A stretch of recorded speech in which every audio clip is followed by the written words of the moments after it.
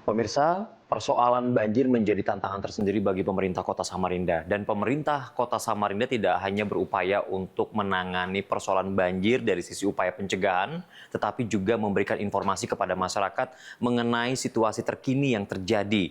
Dalam 2 kali momen banjir besar yang terjadi di bulan Mei, pemerintah Kota Samarinda memberikan informasi melalui super apps yakni Samagov atau Samarinda Governance. Ada 153 titik CCTV yang kemudian memberikan informasi kepada masyarakat mengenai situasi yang sedang terjadi di lapangan. Namun sayangnya pada saat itu CCTV ini sempat sulit untuk diakses oleh masyarakat. Bagaimana lantas pemerintah Kota Samarinda berupaya untuk memaksimalkan pelayanan ini?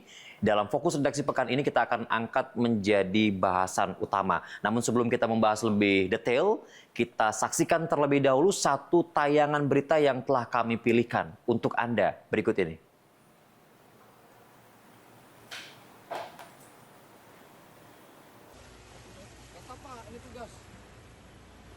Hujan deras disertai angin kencang yang mengguyur kota Samarinda menyebabkan beberapa titik di kota Samarinda terendam banjir, bahkan aktivitas warga menjadi lumpuh total. Curah hujan yang cukup tinggi dan merata hampir di seluruh kecamatan, namun intensitas tertinggi terjadi di wilayah Samarinda Ilir. Bahkan ketinggian air bervariasi di setiap wilayah dari 50 cm hingga 80 cm. Akibatnya terjadi genangan di sejumlah fasilitas publik seperti sekolah, serta tumbangnya beberapa pohon di pemukiman warga.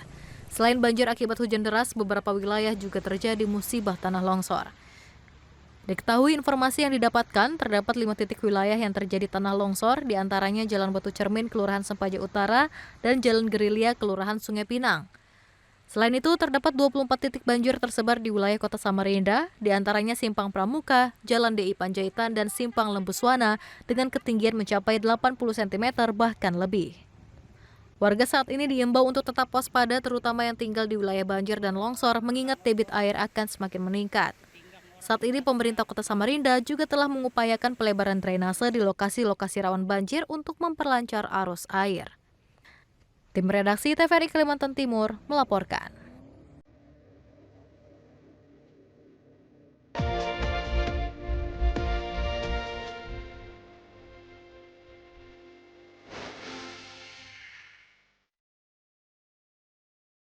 Baik, demikian telah kita saksikan satu tayangan yang telah kami pilih, kami hadirkan dalam fokus redaksi pekan ini. Seperti yang tadi kami sudah informasikan, kita akan mengulik bagaimana kemudian upaya pemerintah Kota Samarinda memudahkan masyarakat mendapatkan akses, khususnya ketika kita mengingat kejadian banjir, 2 kali banjir yang terjadi dalam sebulan di Kota Samarinda, di mana masyarakat Samarinda paling banyak mengakses super apps yang diakses untuk melihat bagaimana situasi terkini melalui CCTV. Namun beberapa keluhan masyarakat mengeluhkan Samagov begitu, sulit untuk diakses dan lain sebagainya. Kita akan mengulik mengenai hal ini lebih dalam. Saat ini saya sudah berada di Comment Center pemerintah Kota Samarinda dan saya sudah bersama dengan Sekretaris Dinas Komunikasi dan Informatika Kota Samarinda bersama Bapak Suparmin. Bang Parmin, terima kasih sudah diterima kami di sini. Bang, ini adalah pertanyaan masyarakat terkait dengan Samagov. Ya. Pemerintah Kota Samarinda sudah menggaungkan ini, masyarakat silakan cek kondisi pada saat banjir dan ini masyarakat semua mengakses ke sini. Boleh dijelaskan dulu bagaimana kondisinya pada saat banjir pekan ini terakhir, Bang? Ya, yang terakhir itu kemarin ya tanggal 27 ya. 27 itu dimulai dari jam 5 subuh, kami juga sudah cek, itu masih normal. Ini karena kita sudah tuning dari sebelumnya, tanggal 11-12 itu juga kejadian banjir yang besar juga, itu agak sendat yang di 11-12. Kemudian kita menambahkan resource. Resource itu artinya menambahkan bandwidth, menambahkan kapasitas memori dan prosesor. Nah, di kemarin tanggal 27 itu jam 5 subuh sampai jam 10 itu aman dan kita melihat lonjakannya itu kurang lebih hitnya sekitar 150.000 hitnya dan pengguna aktifnya itu sekitar 60.000 orang. Jadi ada 60.000 orang pada tanggal 27 itu mengakses. Agak padat sekali itu sekitar jam 9, jam 10. Karena itu sudah Ya, tidak sudah bisa bergerak sama karena sekali, sudah masyarakat tidak banyak bergerak. terjebak sudah itu. Iya, akhirnya banyak sekali yang kemudian itu mungkin ada di grup keluarga. Saya juga terpapar ya. Artinya video-video yang menyampaikan kalau mau lihat ini CCTV itu lihat di samagov.id. Nah, itu kemudian kita kolaborasi sama teman-teman di sini dilakukan tuning dan lain-lain. Kita nyebutnya tuning ya. Tuning itu artinya yang mana resource yang lain masih bisa disatukan gitu kita gabungin supaya dia bisa naik tetap bisa diakses masyarakat. Pada saat kejadian banjir seperti itu, apa yang kemudian dilakukan di media center yang di belakang teman-teman begitu? Apakah ada penambahan tenaga untuk kemudian memaksimalkan super app ini sendiri gitu? Siap. Jadi di ruangan ini, ruang command center ya, ruang komando artinya, ruang pusat komando. Jadi di sini bukan hanya soal teknologi, tapi kemudian bagaimana teknologi itu bisa membantu kolaborasi. Jadi teman-teman di sini kemudian menjadi mata dari teman-teman relawan yang ada di lapangan. Dan kemudian dari masyarakat, semua informasi masuk, baik melalui di sini ada nomor panggilan darurat 112, yang kemudian itu diinformasikan, kemudian teman-teman ini juga jadi komando untuk HT. Jadi nanti membantu umpamanya dari titik satu ke titik lain tidak bisa terdengar suaranya, yang membantu merelay dari sini. Oh, sampai ke situ itu ya. juga Ya, itu yang kita dari lakukan. sini Ya. Nah, kemudian di sini juga teman-teman yang basisnya IT itu kemudian juga kita melakukan ini pengecekan sampai ke secara teknis ya. Itu ada bandwidth-nya, berapa tinggi sih traffic orang masuk, kan itu kan kayak jalan raya ya, umpamanya kita sudah bangun jalan tol, tapi yang lewat kendaraannya banyak. Anggap aja kayak libur Natal dan Tahun Baru atau Lebaran gitu kan, itu arus mudik itu sangat besar. Nah, itu yang kita jaga pengaturan traffic. Jadi traffic itu sebenarnya jalurnya sudah lebar, tapi kita yang membantu untuk mengatur trafficnya. Artinya kalau dari sini teman-teman yang di kantor itu melakukan untuk tuning di pengaturan antrian. Jadi nanti ada antrian, ada yang bisa akses dulu, kemudian gantian lagi terus. Karena kan sebenarnya orang mengakses CCTV itu tidak lebih dari mungkin nggak sampai 1 menit ya. Karena mungkin 20-30 ya. Dia hanya melihat ini ya, mau lihat banjir atau tidak. Nah, jadi yang sudah terlalu lama di dalam, sessionnya biasanya kita matikan, kita hentikan. Nah, sehingga nanti ada yang bisa masuk. Tadi yang 150.000 sesi itu udah maksimal ya. Nah, sementara di belakangnya masih banyak orang yang mau antri kan. Nah, jadi ini ada yang sudah lebih dari sekian, nanti by system langsung di clear case istilahnya itu. Nanti yang lain bisa masuk lagi terus begitu. Bang Marmin, ini super app ini khususnya untuk yang CCTV karena ini yang paling banyak diakses itu sudah dibangun sejak kapan sih, Bang? Sebenarnya startnya sejak Kominfo berdiri ya 2017. Sudah ada? Sudah, belum. 2017 itu kan kita benar-benar baru. Startnya mungkin sekitar 2019. Jadi 2017 awal kita perencanaan, 2018 mulai penganggaran, dan 2019 mulai. Dan itu nyicil. Mulai dari mungkin sekitar 30-an, 40-an titik dulu di awal, terus bertambah sampai hari ini sudah 153 titik. 153 titik itu di seluruh... Tersebar di seluruh Samarinda. Setiap kecamatan pasti ada titiknya.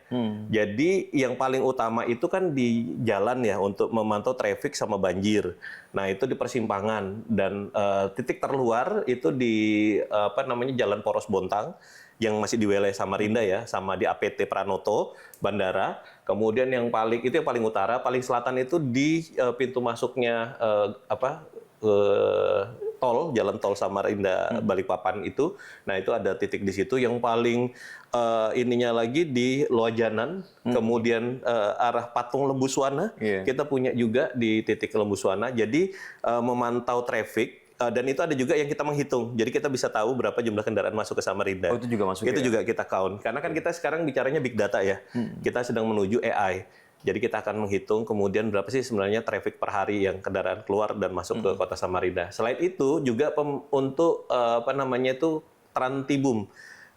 Seperti di kita punya playground.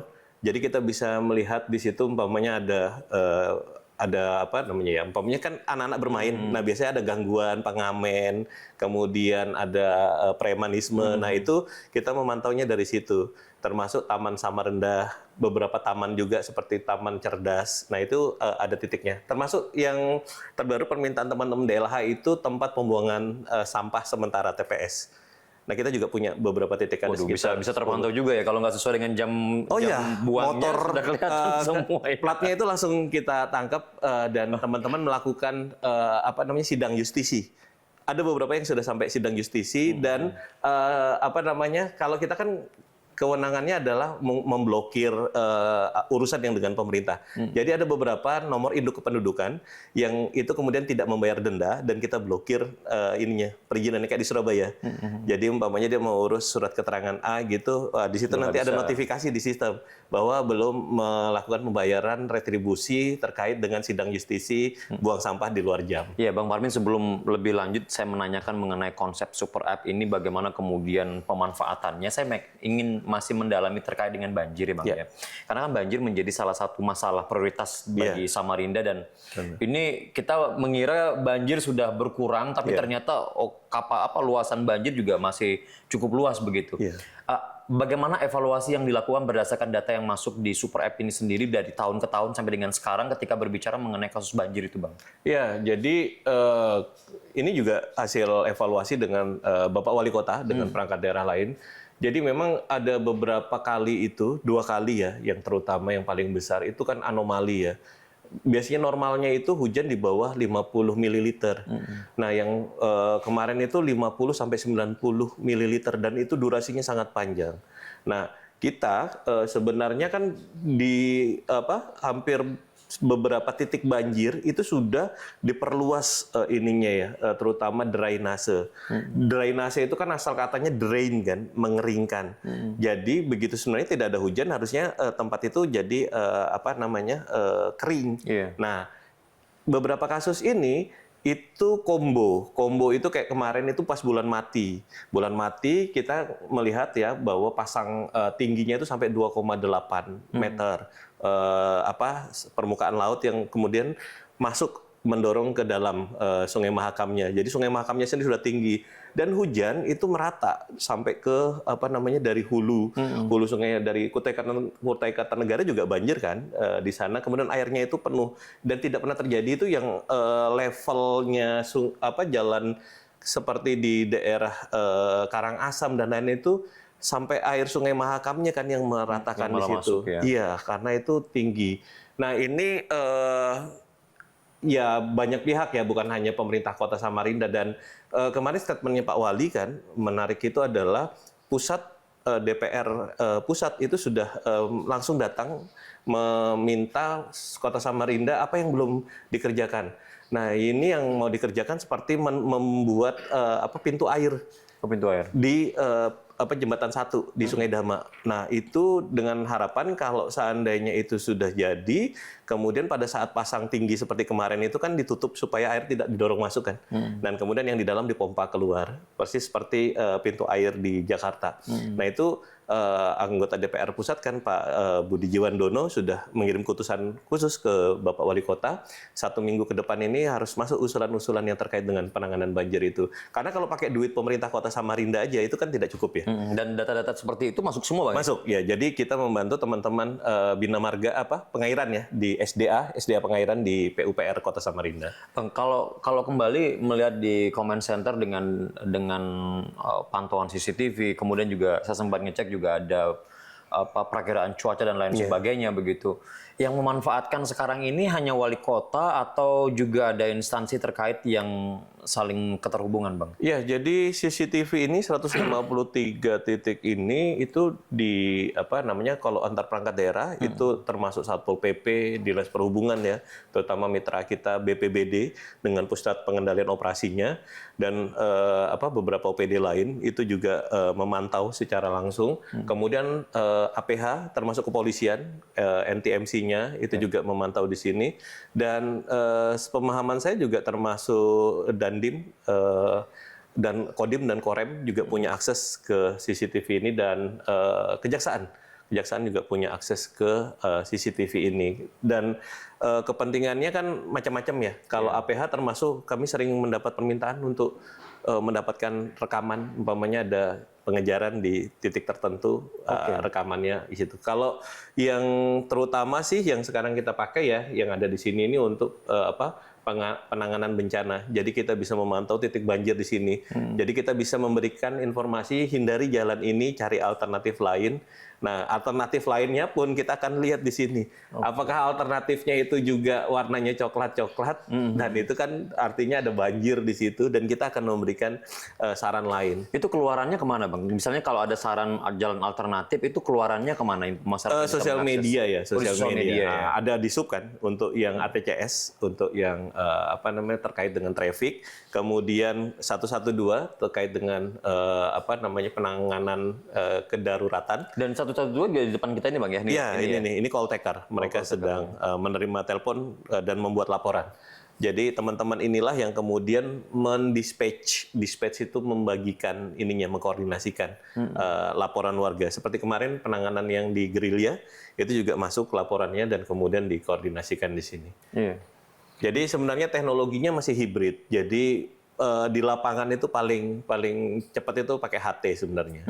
Jadi di sini sebenarnya lebih supaya terstruktur dan terrecord. Jadi sehingga suatu saat kita mau recall datanya lagi, datanya ada. Dan data ini menjadi basis juga untuk kita training menjadi data artificial intelligence. Iya, Bang. Kalau kita bicara mengenai super apps ini ya, dan termasuk yang ada di media center ini konsep besarnya itu akan dibangun mengarah kemana sih, Bang? Kan sekarang tentunya ini bukan titik terakhir ya. Betul, sekarang ini. Pasti ada pengembangan dan untuk seterusnya. Apalagi kalau selama ini kita melihat bahwa wali kota selalu menggaungkan smart city dan lain sebagainya begitu. Itu gimana, Bang? Jadi di Samarinda itu kita punya edaran tidak boleh lagi mengembangkan aplikasi. Jadi stop punya banyak aplikasi. Jadi di Samarinda itu aplikasinya nanti yang masyarakat perlu tahu itu cuma satu, Samagov. Iya, jadi kita punya blueprint yang harus kita kerjakan sampai dengan 2030. Jadi saat ini yang sudah terintegrasi, 59 kelurahan itu sudah terintegrasi. Jadi teman-teman warga masyarakat yang mau membuat surat keterangan langsung aja masuk ke samagov.id. Di situ ada kelurahan digital. Nah, Pak RT-nya itu sebagian juga dari 1985 itu mungkin sekitar 20% sudah menggunakan surat pengantar digital melalui Smart RT ya. Kalau di platform kita sebut dengan RT digital. Itu kemudian terintegrasi langsung ke kelurahan digital dan terintegrasi juga dengan kecamatan digital di dalamnya. Kalau kecamatan digital ini sudah terintegrasi dengan Dukcapil karena layanan Dukcapil itulah yang sebenarnya paling banyak di kecamatan seperti mengurus KTP, pindah, kemudian kelahiran dan lain-lain itu sudah bisa dilakukan langsung melalui Samagov. Nah, mulai sekarang ini nanti ada tahun ini tiga prioritasnya pendidikan, kesehatan, sama perizinan itu akan diintegrasikan ke dalam Samagov. Itu perintah langsung dari Bapak Wali Kota. Jadi nanti ke depannya kalau ditanya nanti gambarnya seperti apa hanya ada satu super app. Kemudian yang kedua ini kan banyak sekali data yang sudah ada di sini. Jadi nanti ke depannya itu seperti yang sekarang kita alami sekarang. Jadi kita bisa interaksi seperti ngobrol dengan teman gitu. Jadi ada Google Assistant, nah nanti ada Samagov Assistant. Wah, luar Jadi biasa, nanti kita tinggal nanya aja, saya mau ke balai kota, tolong beritahu titik banjir arah ke sana. Jadi kurang lebih konsepnya sama seperti yang ada sekarang, tapi kan dengan data lokal, jadi harusnya lebih akurat. Apakah kan kita berbicara mengenai ketika super apps ini juga berbicara mengenai big data ya? Data ini tentu juga akan menjadi salah satu pertimbangan untuk mengambil kebijakan dari pemerintah Kota Samarinda, termasuk kebijakan dalam penanganan banjir ya, penanganan banjir mencegah banjir maupun juga penanganan pada saat banjir terjadi gitu. Apa tantangan yang sekarang dihadapi teman-teman? Ya, sebenarnya kan kita masih punya digital divide ya. Digital divide itu satu dari usia itu masih ada range usia yang kemudian sudah sangat mahir menggunakan, ada juga yang masih harus mengejar pemahaman penggunaan teknologi informasinya. Itu yang pertama. Yang kedua, penggunaan alat juga kan. Jadi tidak semua smartphone-nya itu ada sinyal yang cukup. Beberapa titik bahkan mungkin kalau dicari sinyalnya masih 3G, belum 4G gitu. Nah, ini tantangan utamanya sih yang untuk operasional di lapangannya. Tapi kalau secara internal kita sudah sangat cukup ya punya sumber daya manusia. Jadi Samagov itu kami pastikan didevelop oleh anak Samarinda. Bukan impor tidak ya? Tidak ada impor. Kami punya sekitar 20 programmer itu asli anak Samarinda semua. Gitu. Dari penjelasan Abang artinya juga Samarinda masih punya pekerjaan rumah untuk meningkatkan kecepatan akses internet ya Bang ya? Benar. Jadi sebenarnya ini kan kerja bersama ya. Iya. Yang punya akses internet itu kan internet service provider ya. Iya. Jadi penyedia jasanya ya kita sebut saja lah beberapa yang besar gitu kan seperti Telkom dengan IndiHome. Sekarang IndiHome di bawah Telkomsel ya. Nah kemudian ada YM3, ada yang merek-merek lain. Ini murni kan kita bicara bisnis. Kalau mereka mau masuk ke satu titik ya. Nah, kalau kemudian di titik itu jumlah penduduknya tidak banyak, mereka kan akan susah untuk ke sana. Contohnya kalau pernah ke Berambai, Berambai itu apa namanya banyak penduduknya tapi tidak cukup secara bisnis. Jadi kita intervensi ke sana, kita tarik kabel dan itu CSR. Kita lakukan itu. Sudah dilakukan itu ya? Iya. Bang Parmin, ini waktu kita sangat terbatas begitu Bang. Ketika belajar dari dua pengalaman banjir besar Bang ya, banjir besar yang dihubungkan kembali dengan Samagop.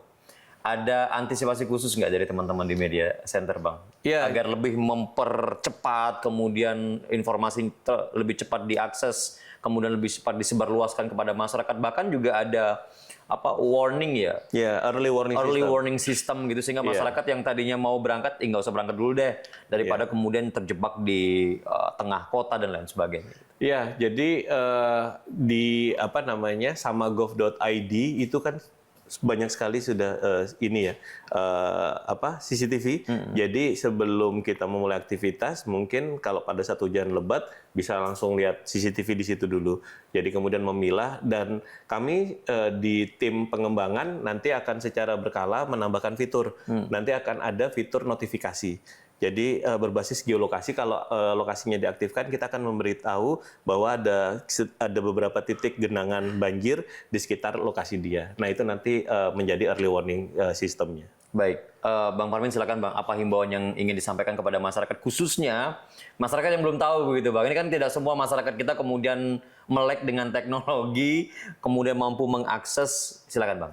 Ya, jadi kita mengembangkan teknologi ini berbasis kebutuhan dan kondisi. Sekarang ini Samagov itu tersedia di platform berbasis web ya. Kita nyebutnya progressive web. Jadi sangat fit nanti walaupun berbasis web tapi fit untuk layar smartphone. Nah, tinggal Google aja CCTV Samarinda, itu dia pencariannya sudah pencarian pertama, atau langsung ketik aja samagov.id. Jadi teman-teman warga masyarakat, Bapak Ibu warga masyarakat Samarinda, kalau ada kejadian yang terkait dengan kebencanaan dan lain-lain, silakan hubungi di akses Samagov atau hubungi 112 dan kita di pemerintah Kota Samarinda akan segera merespon apapun itu yang menjadi masukan atau yang diminta oleh masyarakat Kota Samarinda. Demikian. Baik. Terima kasih Bang Parmin sudah berkenan untuk memberikan penjelasan dan kita sudah bisa melihat langsung di comment center pemerintah Kota Samarinda untuk melihat 153 titik yang sudah terkapar oleh CCTV dan ini cukup membantu, sangat-sangat membantu bagi masyarakat yang tadi sudah dikatakan berbagai upaya dilakukan agar masyarakat juga mudah mengakses walaupun juga crowded, tapi masyarakat masih dapat mendapatkan informasi yang lebih valid melalui CCTV mengenai kondisi sekitarnya. Demikian fokus redaksi untuk pekan ini. Kita akan ketemu lagi dalam fokus redaksi dengan bahasan yang lain. Sampai jumpa.